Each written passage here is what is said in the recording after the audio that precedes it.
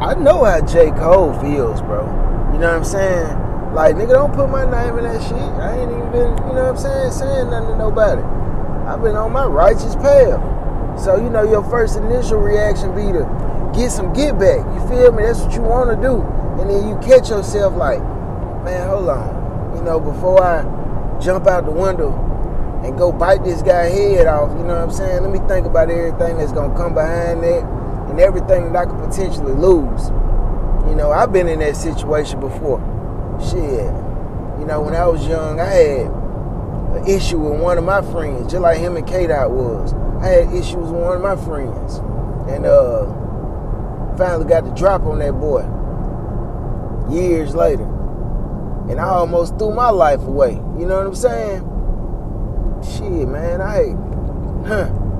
you know what I'm saying? And I almost went there. And could have been sitting in a prison cell right now. I'm telling you, I got the drop and pulled up. Finna throw my life away. So I can sympathize and empathize with J. Cole's initial reaction being, hold up, bro, what the fuck is you? And then you think about that shit, and you know what? I'm gonna let God have it.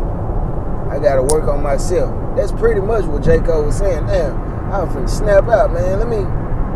I'm gonna let God have it, bro. I don't even want to fucking get into that type of shit. I understand. Let's break it down, though. Hey, yo, Baby D.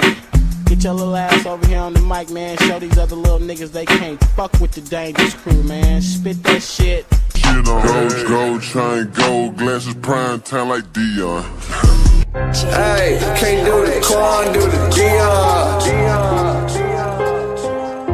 You hear me? He don't speak on me, I don't compete with a peon. Flying a bundle like my name was Dion. What's happening, man? Shit, put my time stamp on this shit just in case I had to come back and prove to y'all that I would tell the truth.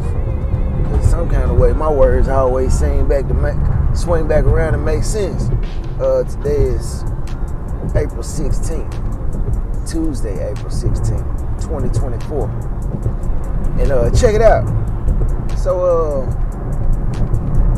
I ain't really even been on YouTube, you know what I'm saying, going through the black sector of YouTube. I've been really focused on like that channel The Sacrificed, where they be showing all the government conspiracies and people that came up dead and all that stuff. I've been really on some global conspiracy shit, man. I ain't really even been messing around in the black sector of YouTube because it ain't really nothing going on. You know what I'm saying? Like, it ain't nothing that can give you a teachable moment. That's what I look for. Oh shit, some niggas getting in some niggatry. Let's see what's going on. So I was oh yeah, I've been watching this guy called Cartoon 53. I've been watching him like the past week. He kind of like do the OG Percy type of thing, but from a very direct perspective. Like, he don't really talk about current events. Everything he talk about is strictly what happened when he was behind the walls. He's a gang member out of Avalon. Cartoon 1, man. Avalon Block. And he gonna let you know, too. He's talking about every video. Yeah. All that type of stuff, whatever that means. But I've been watching that, man. So last night, you know, I watched cartoon when I was at work. And I get on YouTube, man, and I see Rick Ross responds to the Drake beef. And you know, I'm like, what the fuck is this? I thought they was cool. They made I'm on one, and you know, Drake is a part of Young Money or Cash Money, and him and Wayne are cool. I know him and Birdman had their issues in the past, but what's the issue with Drake? I mean, they got that song, You Made Me This Way, and all that stuff, man. She got a thing for all that crap. You know, they have a really a pretty good rapport from what I could tell. So I'm wondering where all this stuff's come from, you know, like, and then I get a little bit deeper into it and learn that Kendrick Lamar and J. Cole also have been banging at each other and, you know, taking shots at the three amongst themselves. So I'm like, man, okay, what is this? What this looks like to me is the top three have been put in a gladiator arena to fight for the last one standing. Things are so bored right now, and they need to conjure up some type of distraction or entertainment to keep the people talking about something. Like, everybody's over the Diddy shit pretty much. You know what I'm saying? We done heard everything. Okay, the only thing left for us to be entertained with the Diddy situation is him to go to jail or him to be exonerated of all the charges against him. So that's pretty much burnt out like a fucking candle. So they had to create a new story to get us distracted again, right? So what better than somebody from each one of these conscious genre statures and coast of the United States to all be intertwined in a beef? Surely that'll grab people's attention, because it's not about the drill rappers type stuff anymore. Everybody's pretty much off that train. You know, people are waking up. This is the era of awakening, revelation. People waking up to the BS. We trying to get our position back, you know, and do what God says. So what better way to make a fool out of all the smart people than to make all the smart rappers that we might be listening to? Because Kendrick Lamar came on talking about I'm an Israelite. Don't call me black no more. J. Cole's got Dreamville, where he talks about all these conscious things and being a better person. And you got Drake over here who, you know, I wouldn't say he's conscious. I would say he's more of a transparent vulnerability singer-rapper. So he kind of pours his heart out. But he's not a drill rapper or a gangster rapper. So he's somewhere in between K-Dot and J. Cole. He's a mixture of both, and he appeals to the women, so he gets a lot more mainstream play. And he has Jewish ties, so that may help. And he's got Cash Money backing and Jay Prince backing. So it's just, he's got a lot more push behind him and a lot more reason to be pushed up there to that #1 spot. These other guys, they either belong to an independent label like TDE, which K-Dot belongs to, or freaking J. Cole is a part of Rock Nation type shit. It used to be Jay-Z and all that. But Jay-Z ain't Jewish. Drake got Jewish ties, so, you know, take from that what you will. But, you know, so I'm looking at this shit, man, and K-Dot allegedly sparked it up, I guess. I don't know. I just started watching this shit yesterday. So K-Dot allegedly sparked it up saying, fuck the big three, because the big three is him, J. Cole, and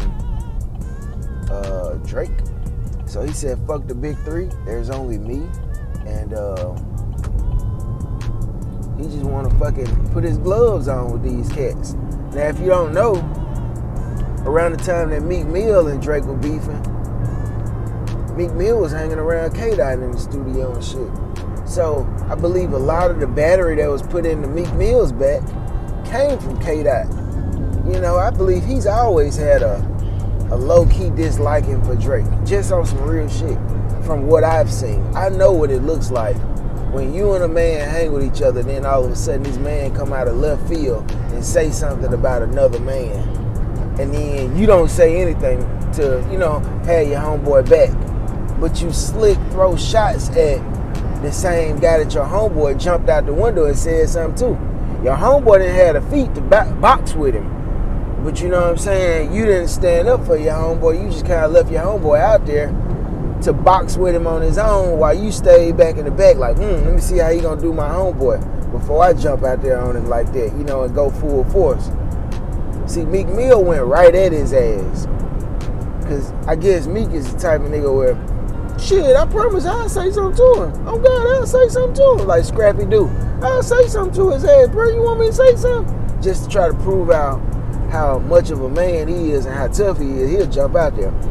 But K-Dot, who Meek Mill was hanging with at the time, and I seen little clips of them, academics and shit. This is what the academics back in the day. They was in the studio and shit together. K-Dot kind of stayed back and, you know, just threw little subliminals out there like that song Complexion, that you ain't got a lie to kick it, my nigga. All that shit from that Black of the Berry, Sweeter the Juice, that To Pimp a Butterfly album. And then he came out with an Untitled album right after that, where he had a song on there where he was using Drake's flow. You know what I'm saying? And he was kind of like showing that this shit is easy. Like, this nigga just make a style up that anybody could do. He ain't really got no real, you know what I'm saying, MC to him. So I've been watching K-Dot. He been taking shots at this dude, man. He really just don't like Drake. Now, he still won't say the nigga name. He must be afraid of him. I don't know.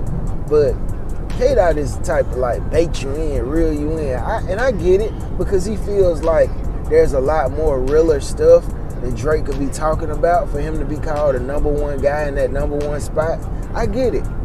I get it. Because when you come from having rappers like Pac, you know what I'm saying? And man, just real guys that put real bars down, talk about real shit. You know, you got all the conscious guys, man, Common and fucking Talib and just everybody that really be on some real shit. When you come from having rappers like that and then you get somebody to get propped up that you feel like ain't talking about nothing, it will make you a little bit bitter and make your ass itch. You feel me? So I get it. I get it, because I don't feel like a lot of people should have a #1 spot that has one. So K-Dot's always had that little shit inside of him for Drake. J. Cole, he said in all his fucking raps, he feels like the middle child. Like, I think J. Cole is just a guy that's happy to be in the position he's in, and he speaks from a average guy with ambitions perspective, like a lot of people are. So a lot of people can relate with him. Like, my girl love J. Cole shit because she's of that same cloth. A normal kid that's just trying to make it. They want a life, you know what I'm saying, a life with a family, and they got morals and all this type of shit. That's to the people that J. Cole appeals to. He's not on that conscious blackity black shit like K-Dot's on. So he's got his bars up. He's got his wife. He's got his family set up. He's got his money right. He's good in his career, and he's just happy to be in the position that he's in and be honored in the way that he is being honored. So that's his stance. So when you're in a game like the rap game, and all these cheerleaders are around you and telling you, oh man, he bombing, bro. He bombing on y'all ass, man. He done already did concerts and shit with K-Dot. Like, they've already shown each other maximum respect on the stage. Everybody respects everybody. So in his mind, he's like, well, why would I go at you just because you stepped out and said something? I thought we was cool, bro. You know, if you got a problem with the other guy that's in the top 3, you take that up with him, but I haven't said anything to you. Like, what the fuck is you coming at me for? Say, fuck the top 2, or fuck this guy, Drake. If you don't like him, don't use me as a fucking human shield to be able to say, fuck y'all, fuck y'all, fuck y'all. You know what I'm saying? But you really want to say fuck the dude back there. So I think that's J. Cole's perspective, because I seen where J. Cole came out and threw a diss at him because people have been told, and you know, they try to make us go at each other like mandingos on that Django Unchained. you know, they want the top Negroes to always kill each other for entertainment. That's what happened with Pac and Big. You know, that's what happened with everybody. You know, they wanted fucking Nas and fucking Jay-Z to go with it. They wanted 50 Cent and Ja Rule to go with it. That shit is entertainment for them. And every time we see what happens, somebody's career always ends behind that shit. And then they have an ongoing beef for the rest of their lives. They never rekindle their genuine relationship again. So J. Cole probably looking at that shit like, man, I don't want to fucking bomb at you, bruh. But everybody around is rooting. Yeah! Off with his head! Say something back! You gotta respond! It's been 24 hours! Like you in a gladiator arena, bro. So J. Cole throw something out there. Boom! But deep down in his heart, he don't really want to do that to his homeboy and another black man. That's what I feel. Because if he did, he wouldn't have taken it back. He's come back and made an apology to K-Dot and said he didn't really want to do that shit, man. He feel bad about it. He working on God to change his ways. Now that's what I call selling your soul. When you know you don't want to do something, but just to remain in the clout limelight and to keep your name relevant and not be seen by people as, you're a pussy! You're a pussy! You'll do something that you don't want to do. That's selling your soul for clout. And you know what I'm saying, to remain relevant. So, I'm glad the brother came out and apologized. I just hate that he said some of the things that he said to Kendrick, because he'll never probably forget those things that J. Cole said. Like, he told him that his first album was classic, his second album put niggas to sleep because it was boring. The third album was garbage or some shit like that, which I totally disagree with. I think that second album was the greatest album. No, was that Damn? To Pimp a Butterfly was the greatest shit ever. Damned was great as fuck. The fourth one that he came out with, that bitch was hard. And that first one, Good Kid, Mad City, that shit was, oh, that nigga shit hard. So, I totally disagree with that. And it wasn't something personal. So I guess they can come back from it. Because he can always say, nigga, I was just throwing something out there just to have something to say. I mean, you know I love your album, nigga. So it's not too far-fetched where they can come back and rekindle their, you know what I'm saying, alliance with that. So I'm glad of that. So he came back and apologized before it got too bad. And then Drake hasn't responded at all, which is a great thing as well, because it keeps down the violence. No blood has been shed yet. You know, I seen he just made a post like everybody want the #1 spot, which is very big of him. In actuality, what they do is when they don't respond like that and they just keep their name at that top tier position without dropping down to those people's level and trying to come back at them, they make it look like you're up here and I'm not coming down there to box with a peasant. So if Drake doesn't say anything, in my eyes, that'll kill all the steam that K-Dot has. Because it'll make everybody look at K-Dot like, that nigga ain't even respond to you, bro. That's how little he think of you. So that's a dangerous thing when you go to taking shots at people. Because you can make yourself look like a bitter mug that just wants some attention. J. Cole, I think J. Cole is just a man. And his initial response was, man, let me get at this. And then he was like, damn, bro, that's what they want us to do. Man, God, take that from me. I threw it out there. Now I can't even take it back. Y'all, man, I ain't mean that shit, bro. Man, that's my partner. That's what his stance was. And Drake, I just feel like Drake play that shit how he want to play it. Because he know everybody want the spot that he has, bro. So, I mean, if he don't respond, that'll be the best shit that he could do. If you come out with a diss track, you're going to create an enemy for life, probably. because you're going to say some shit that's going to kill him. Maybe. But if you don't say nothing, that leaves you at the number one spot. Like, nigga, you weren't even worth me responding to. You know what I'm saying? So that's where that shit can go. But I'm gonna tell you, J. Cole is probably the smartest one. J. Cole and Drake for the moment, because it only takes a second for you to get tricked out of your spot and for everything to go bad for you. Because I remember, I'm going to tell you a quick little story where I almost fucked my life up at.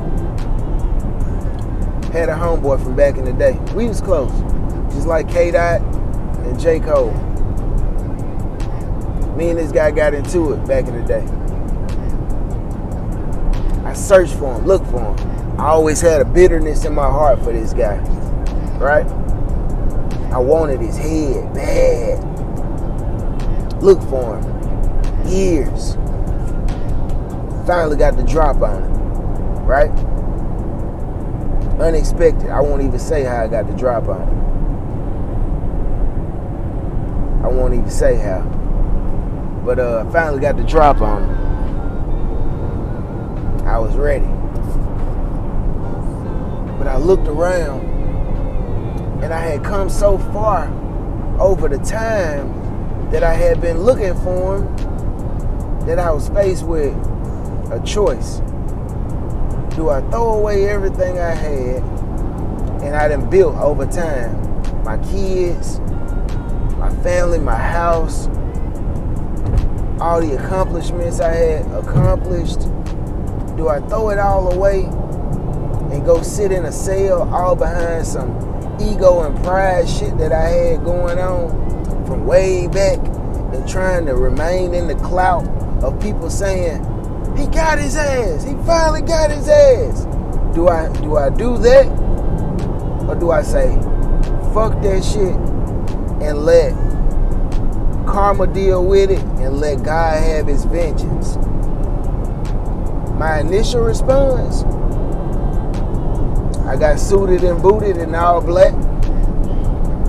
I got strapped.